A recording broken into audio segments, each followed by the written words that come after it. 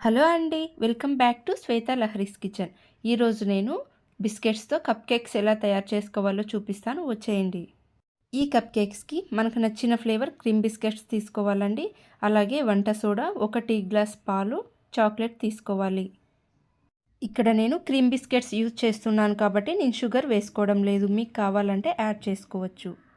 ఇప్పుడు ఒక mixie jar తీసుకొని ముక్కలుగా చేసుకున్న బిస్కెట్స్, ముందుగా పక్కన పెట్టుకున్న పాలు, half teaspoon baking powder వేసుకొని బాగా గ్రైండ్ చేసుకోవాలి.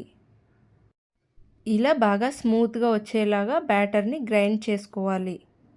ఇప్పుడు కేక్ చేసుకోవడానికి ఒక కప్పు తీసుకొని బటర్ రాసుకోవాలి. తర్వాత కేక్ బ్యాటర్ని కప్పుకి హాఫ్ వరకు వేసుకొని, తర్వాత మనం ముందుగా పక్కన ఉంచుకున్న చాక్లెట్ని ఇలా ముక్కలు చేసుకొని వేసుకున్న తర్వాత మొత్తం ఫిల్ చేసుకొని ఓవెన్లో పెట్టుకోవాలి. ఇక్కడ నేను ఓవెన్లో టెంపరేచర్ 200, టైమర్ 10 మినిట్స్ పెట్టుకుంటున్నానండి. 10 మినిట్స్ తర్వాత కప్ కేక్ ఇలా రెడీ అయిపోతుంది.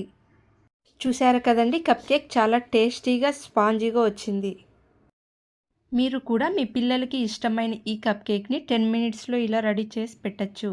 ఈ కప్ కేక్స్ మీకు నచ్చితే లైక్, షేర్, సబ్స్క్రైబ్.